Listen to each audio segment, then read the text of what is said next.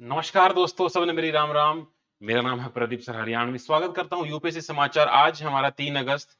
और जो पहली बार चैनल को देख रहे हैं उनके लिए बता दूं, पिछले 3 साल से एकेडमी बेहतरीन शानदार प्रदर्शन के साथ आगे रही है। इस बार भी 51 सिलेक्शन रहे हैं। पिछली बार रैंक 1 हमारे ऑफलाइन स्टूडेंट थे अनिल कुमार। और जो बच्चे अभी 2025 को टारगेट कर रहे हैं, एचसीएस को पर्टिकुलरली, उनके उनके लिए अभिमन्यु बैच अभी भी चल रहा है, वो ज्वाइन कर सकते हैं। आज की हेडलाइन देख लेते हैं।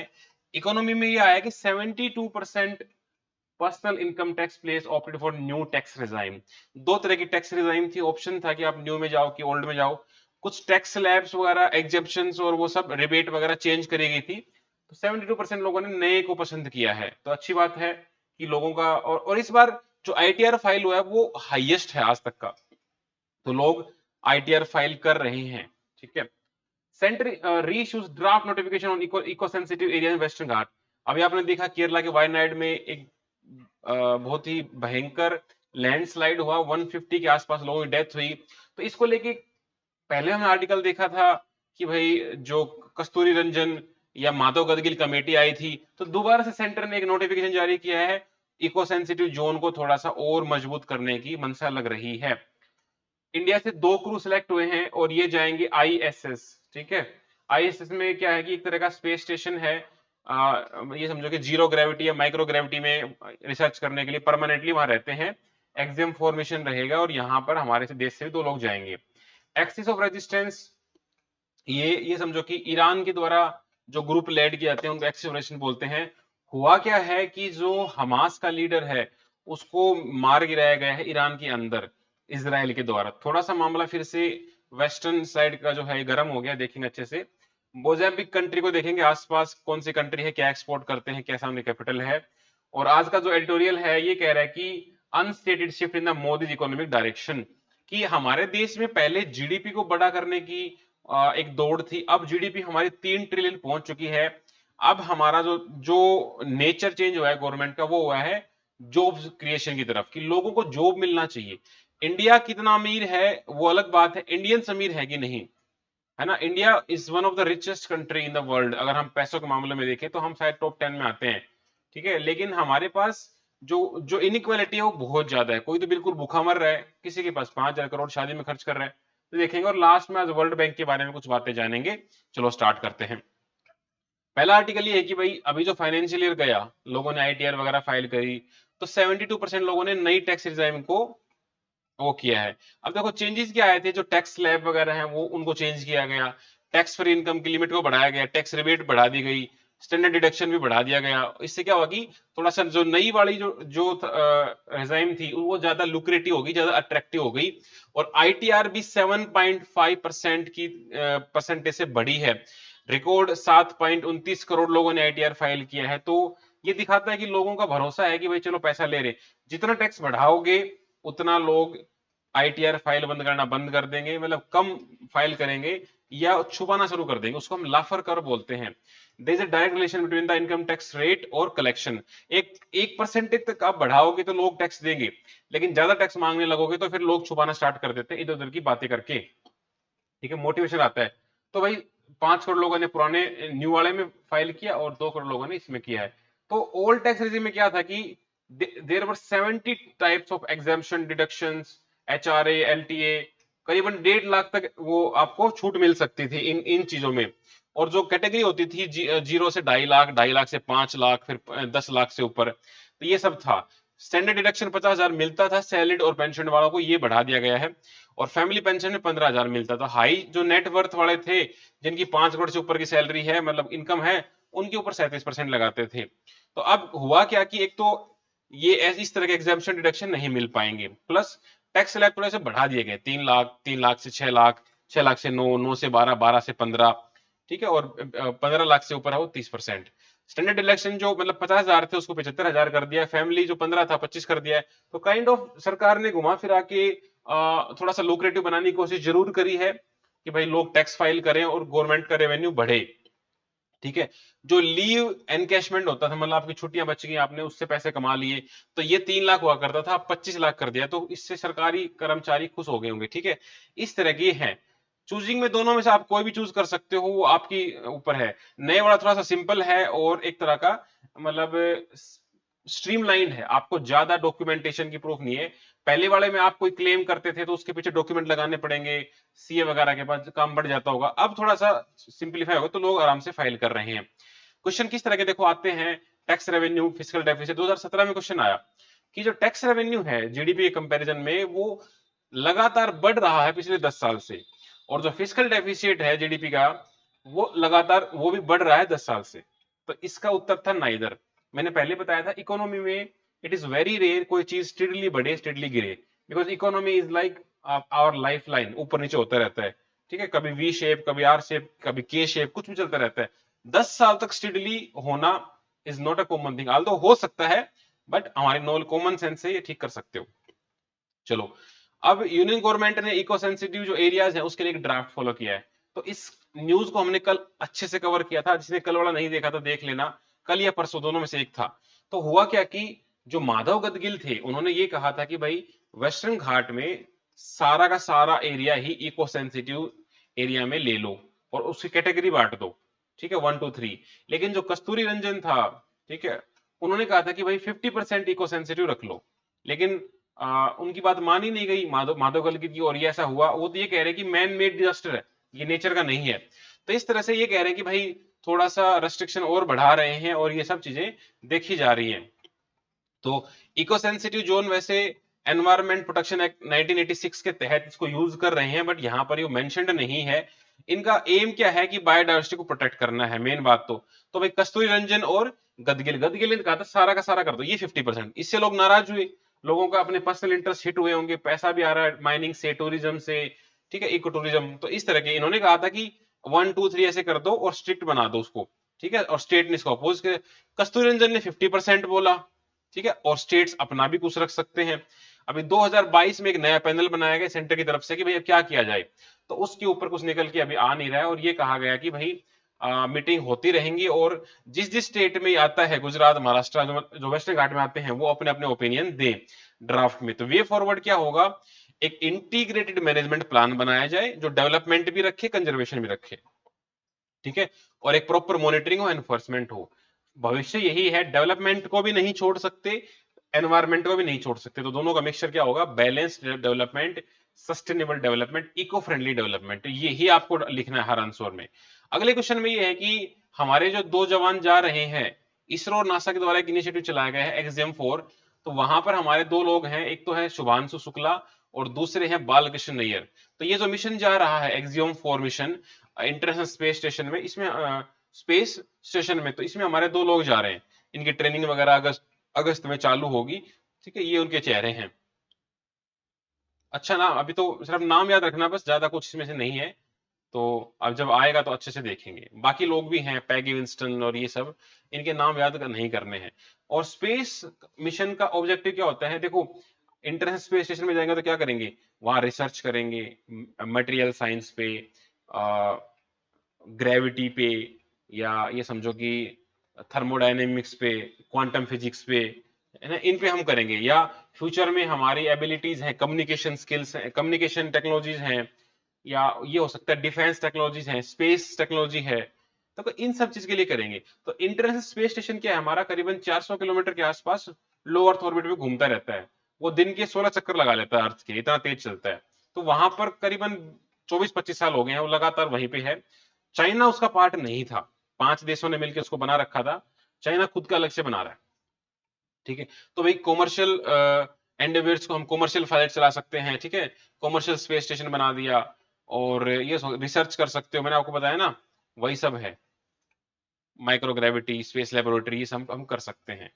तो जो आईएसएस है इसमें 5 स्पेस एजेंसी इन्वॉल्व है, नासा की, यूएसए की नासा, रशिया की रोस्कोसमोस, जापान की जाक्सा, यूरोप की ईएसए और कनाडा की ईएसए। ये ध्यान रखना, चाइना इसमें नहीं है आईएसएस में, और इंडिया भी नहीं है, इंडिया तो ऑब्वियसली नहीं है। तो इसमें चाइना अपना खुद खुद से अपना ऐसा बनाना चाह रहा है आईएसएस करके। ठीक है, दिन में ये डेली के 16 वो लगा लेता है, जीरो ग्रेविटी वगैरह में करते हैं। मंगलयान के ऊपर क्वेश्चन आया 2016 में, मैंने बताया ना स्पेस स्टेशन वगैरह पे आता रहता है। तो ये कह रहा है कि भाई इसका नाम क्या है, मोम। यस, मोम मिशन भी आई थी, मूवी आई थी। Only country to be successful in the very first attempt, ये बात बिल्कुल सही थी। हम पहली बार में ही पहुंच गए थे। लेकिन ये स्टेटमेंट गलत है कि इंडिया ऐसा सेकंड कंट्री था जो मार्स पे पहुंचा है, इंडिया ऐसा फोर्थ कंट्री था। तो ये ऐसे नंबर में आपको थोड़ा सा ध्यान रखना पड़ेगा कि कौन सा पहले गया कौन सा बाद में गया। ठीक है। एक छोटी सी लोकेशन है, हमास का जो लीडर है उसको मार गिराया गया है ईरान की कैपिटल तेहरान में एयर स्ट्राइक से। अब इसमें थोड़े से आपको ये जो मैप है ना, ईरान, इराक, गाजा, लेबनान, कौन किसको बाउंड्री टच करता है, कुवैत, बहरीन, ये अपनी एटलस के अंदर मार्क कर लेना और वहीं से रिवाइज करना, बिकॉज यहाँ पे देख के बार बार वो कंफ्यूजन होगा। ये दो तीन नाम मैं बता रहा हूँ। हुतीज, हुतीज क्या है, एक रेबल ग्रुप है जो कि यमन में है, ये पेपर में आ चुका है। गाजा के अंदर जो रेबल ग्रुप हैं हमास, इस्लामिक जिहादिस्ट हैं, ठीक है। और लेबनान में हिजबुल्लाह, ये सारे हैं क्या हैं, ये सारे टेररिस्ट ग्रुप हैं, kind of Islamic terrorist group कह सकते हो, आईएसआईएस में भी हैं। ठीक है, तो इन लोगों ने ये कर रखा है। एक्सिस ऑफ रेजिस्टेंस क्या है, ईरान जिन ग्रुप्स को बैक करता है, जिनको सपोर्ट करता है, उनको मिला के बोल देते हैं एक्सिस ऑफ रेजिस्टेंस, इतना ही है बस। या एक्सिस ऑफ इविल भी बोलते थे इनको, ये आपको ध्यान रखना। ठीक है, तो ये सारे ग्रुप कौन कौन से देश में एक्टिव है इतना पता हो। और क्वेश्चन देखो 2018 में आया था, टू स्टेट सॉल्यूशन किसके बारे में था, तो टू स्टेट सॉल्यूशन हमारा इजराइल और पैलेस्टाइन के बीच में है, कि भाई दोनों अब अलग अलग हो जाएं तो बेहतर रहेगा, तभी ये सरवाइव कर पाएंगे, एक साथ नहीं रह पाएंगे। ऐसा ही टू नेशन थ्योरी हमारा इंडिया और पाकिस्तान के बारे में भी कहा जाता है। चलो, मोजेम्बिक जो है, मोजाम्बिक की लोकेशन दिखाता हूं, ये मेडागास्कर है, ये अफ्रीका, अफ्रीका के बिल्कुल ईस्ट में है मोजाम्बिक। ये न्यूज में है, बिकॉज हुआ क्या था, कुछ शिपमेंट वगैरह आ रही थी मोजाम्बिक में नकाला पोर्ट पे, तो उसको कुछ एंटी इंडिया ग्रुप्स ने पकड़ लिया था, फिर बाद में रिज्यूम करा दिया गया जब इंडिया ने कुछ इंटरफेयर किया, ऐसा बस। तो इसका पर्टिकुलरली आपको क्या है, लोकेशन याद करनी पड़ेगी मोजाम्बिक की, इसकी बाउंड्री आसपास देख लो, Zimbabwe, Eswatini, South Africa, Zambia, Malawi, Tanzania. कौन कौन सी लेक है, lake Malawi Nyasa is very important lake, lake Victoria, lake Nyasa. तो इन कंट्रीज का इतना ही है कि अफ्रीका में कोई भी लोकेशन न्यूज में आती है, अपने एटलस उठाओ, अफ्रीका में जाओ, फिजिकल मैप खोलो, पॉलिटिकल मैप खोलो और वहां हाईलाइट कर दो इन चीजों को, जो मैंने हाईलाइट कर रखी है। लेक लिम्पोपो, ठीक है। लेक पोपो कहां पर, लेक पोपो है साउथ अमेरिका में, और ये है लेक लिम्पोपो। तो ये मैंने पहले ही बताया था, कंफ्यूज करेंगी। 2022 में क्वेश्चन आया कि आपसे सिर्फ इतना पूछेंगे, ये कोई एरिया है और ये कौन से देश में है। तो इसमें ये पूछा how many are given are correct, तो एंटोलिया है वो टर्की में है भाई, अमहारा है इथोपिया में है, कैपो डेलगाडो ये स्पेन में नहीं है, ये मोजाम्बिक में है, कैटालोनिया स्पेन में है, इटली में नहीं है। तो ये जो होते हैं ये सारे न्यूज से आते हैं, अभी ये रेलेवेंट नहीं है। जब आप एग्जाम दोगे 2025 का, तो 2024 से 25 के बीच में जो लोकेशन न्यूज में रही हैं, वो खासकर की अफ्रीका वाली जहां पर थोड़ा सा टसल चल रही है, वो आपको अपने मैप पे पता होना चाहिए, बस इतना ही है। ठीक है, ये जो एडिटोरियल है आपको मैं डिटेल में समझा देता हूं, मतलब ओवरव्यू दे देता हूं, आर्टिकल अच्छे से पढ़ना, अच्छा आर्टिकल है। ये आर्टिकल ये कहना चाह रहा है कि हमारा जो शिफ्ट है, पहले हमारा फोकस होता था जीडीपी ग्रो करने पे, ठीक है, लेकिन जीडीपी ग्रो करने से एम्प्लॉयमेंट का डायरेक्ट रिलेशन हम नहीं बना पा रहे। पहले ये लगता था ट्रिकल डाउन इफेक्ट है, कि ऊपर सब कुछ ठीक होगा, नीचे अपने आप ठीक हो जाएगा, कि अगर हमारी कंट्री रिच हो गई, हमारे इंस्टीट्यूशन, हमारे सब कुछ जो बड़े कंपनी है वो बढ़िया से काम करे, तो नीचे वाले अपने आप ठीक हो जाएंगे। लेकिन ऐसा हो नहीं रहा है, हमारी जीडीपी कॉन्स्टेंटली बढ़ रही है, लेकिन हमारा एम्प्लॉयमेंट उस रेट से नहीं बढ़ पा रहा है। आप देखो हरियाणा की बात कर लो, मोर देन 35% पीपल, स्टूडेंट्स या जो वर्किंग एज में है, दे आर अनएम्प्लॉयड, उनके पास काम ही नहीं है। इवन 35 to 40% आईआईटी बॉम्बे के बच्चे एम्प्लॉयमेंट नहीं ले पा रहे हैं। गरीब और गरीब होता जा रहा है, खाने के लिए दाना नहीं, पीने के लिए पानी नहीं, सूंघने के लिए हवा नहीं है। क्लाइमेट चेंज तो उनको मार ही रहा है, प्लस जीडीपी उनको कुछ जॉब नहीं दे पा रही है। जॉब है वो गिग वर्कर की तरफ बढ़ रहे हैं। गिग वर्कर हमने डिस्कस किया ना, कि जो जोमेटो, उबर, ओला ये सब हैं, ये ना तो जॉब सिक्योरिटी दे पाते हैं, एक्सप्लॉइट करते हैं, ना कोई फॉर्मल रेगुलेशंस होता है, ना कोई पेंशन होती है, ना कोई सोशल सिक्योरिटी है। तो हमारा एम्प्लॉयमेंट बहुत खतरे में है। प्लस अगर वुमेन की बात कर ले, तो वुमेन को तो दोहरी मार लगती है, उसको उतना उतना सैलरी भी नहीं मिलता है और वो रेस्पेक्ट भी नहीं मिलती है। Sexual harassment work place, eve teasing, ये रह गई अलग। तो इस आर्टिकल में यही कहना चाह रहा है कि भाई ऐसा क्यों हुआ कि इंडिया ने एम्प्लॉयमेंट पे फोकस ना करके जीडीपी को बड़ा करने के ऊपर फोकस किया, जबकि यूएसए से कंपैरिजन किया गया आर्टिकल में। यूएसए में क्या है कि जॉब को लेके वो लोग ज्यादा सेंसिटिव है, उनका मतलब उनका फोकस रहता है कि all time full high employment, हर आदमी एम्प्लॉयड रहे, कोई भी बेरोजगार ना रहे। ठीक है, तभी वो खर्चे पूरे कर पाते हैं, टैक्स दे पाते हैं। तो कुछ तो ये हुआ कि जब इंडिया आजाद हुआ तो हमारे पास देश थोड़ा सा गरीब था, हमारे पास गवर्नमेंट के पास ही पैसा नहीं था, तो स्टार्टिंग में जरूरत थी। इसके बाद ये समझो कि भाई चाइना पाकिस्तान वॉर हो गया, ये दोनों करके, तो हम और थोड़ा प्रॉब्लम हुआ। फिर ग्रीन रेवोल्यूशन आया, खास करके एलपीजी रिफॉर्म्स आए, तब ये लगा कि भाई हाँ, कंपनियां ग्रो करेंगी, बाहर से पैसा आने लगा। लेकिन जो पैसा जो बाहर से आया वो सर्विस सेक्टर में ज्यादा आया। हमारी 50% जनता लगी हुई है एग्रीकल्चर सेक्टर में, लेकिन पैसा कहाँ लग रहा है? सर्विस सेक्टर में। अब मैं आपको यहां से पढ़ा रहा हूं, ठीक है, मैं इस चीज से पैसे अर्न कर रहा हूं, तो मैं ये पैसा कहाँ जा रहा है? सर्विस सेक्टर में। और टीचर पढ़ा रहे हैं, आप भी हो सकता है फ्यूचर में कोई सर्विस सेक्टर में काम करते हो। तो एग्रीकल्चर सेक्टर में, मैन्युफैक्चरिंग सेक्टर में उतना एम्प्लॉयमेंट नहीं जनरेट हो पा रहा जितना होना चाहिए। और एम्प्लॉयमेंट जनरेट नहीं होता है तो अल्टीमेटली पूरी इकोनॉमी उसी पे टिकी हुई है। आदमी बेरोजगार होगा तो वो कमजोर होगा, माल न्यूट्रिशन होगा, क्राइम की तरफ ज्यादा इंक्लाइंड होगा, क्राइम होगा तो भाई सिस्टम बिगड़ेगा, सिस्टम बिगड़ेगा तो देश की वैल्यू कम होगी। हर आदमी एम्प्लॉयड हो, अपना पैसा कमाए, फाइनेंशियल स्टेबल हो, इंजॉय अच्छी लाइफ ले, तब ये बात बन पाएगी। तो ये सब एक अच्छा आर्टिकल, इसको पढ़ना मेरे कहने से। आपको मैंने सारा क्रक्स बता दिया है कि क्या चल रहा है हमारे देश में और क्यों चल रहा है, ठीक है, पूरा आर्टिकल यही डिस्क्राइब करता है इसमें। आज हमारा जो वर्ल्ड बैंक ग्रुप है उसके बारे में है। वर्ल्ड बैंक ग्रुप बेसिकली 5 चीजों मिलकर बना है। आईबीआरडी, जिसको हम वर्ल्ड बैंक बोलते हैं, International Development Association IDA, IFC International Finance Corporation, Multilateral Investment Guarantee Agency MIGA, और International Centre for the Settlement of the Investment Dispute. ये ध्यान रखना, ये है वर्ल्ड बैंक ग्रुप, इसी का एक हिस्सा है वर्ल्ड बैंक। वर्ल्ड बैंक का दूसरा नाम क्या है? International bank for the reconstruction and development. ये तब बनाए गए थे जब वर्ल्ड वार 2 खत्म हुआ था, कि भाई वर्ल्ड वार 2 ने धुआं धुआं कर दिया था हर जगह, तो भाई जो दोबारा से बिल्ड करना है उसके लोन वगैरह ये देंगे। अगर किसी का कोई इन्वेस्टमेंट है किसी दूसरे देश में, गारंटी ये देता है, फाइनेंस कॉर्पोरेशन को पैसा वगैरह ये देता है, ठीक है, और ये कोई डिस्प्यूट हो तो सेटलमेंट ये करता है। ये बनाया कब गया? 1944, वर्ल्ड वार 2 के बाद, मैं बता ही रहा था, ताकि भाई जो यूरोपियन नेशंस हैं जो डिवास्टेड हो चुके पूरी तरह, उनको दोबारा से रीबिल्ड किया जा सके, और जो पोवर्टी वगैरह कम हो सके। ये कम पैसे पे लोन दे देते हैं, ठीक है, ऑलमोस्ट ना के बराबर इंटरेस्ट लेते हैं आपसे। तो ये 5 हिस्से, आईबीआरडी, आईडीए, आईएफसी, मिका, आईसीएसडी, ये मेंस में भी आ जाए, प्री में आ जाए, दोनों में काम रहेगा इसका। 189 इसके मेंबर्स हैं, इंडिया भी इसका मेंबर है। हेडक्वार्टर वाशिंगटन डीसी यूएसए में है। इसका मेन काम है लोन देना, क्रेडिट देना, ग्रांट्स देना। और ये पैसा ये खुद कहां से कमाता है? फंडिंग वगैरह ये अपना इंटरेस्ट मार्केट वगैरह में ये बॉन्ड वगैरह जारी करता है, इसने जो इन्वेस्टमेंट कर रखी है, जो लोन दे रखे हैं, उनसे इंटरेस्ट आता है, वहां से कमा लेता है। ठीक है, इंडिया इसका फाउंडिंग मेंबर है 1944 से, और इंडिया को पहली बार रेलवेज के लिए इन्होंने लोन दिया था। ठीक है, तो ये अच्छा आर्टिकल है, पढ़ना, लेकिन जो मेन पॉइंट था आपको मैंने बता दिया, जो ब्रेनस्टॉर्मिंग करना चाहिए आपको।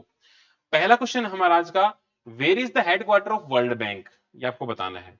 दूसरा क्वेश्चन है, which department of finance ministry prepare the budgets, finance ministry का कौन सा डिपार्टमेंट है जो बजट बनाने की प्रक्रिया पूरी करता है।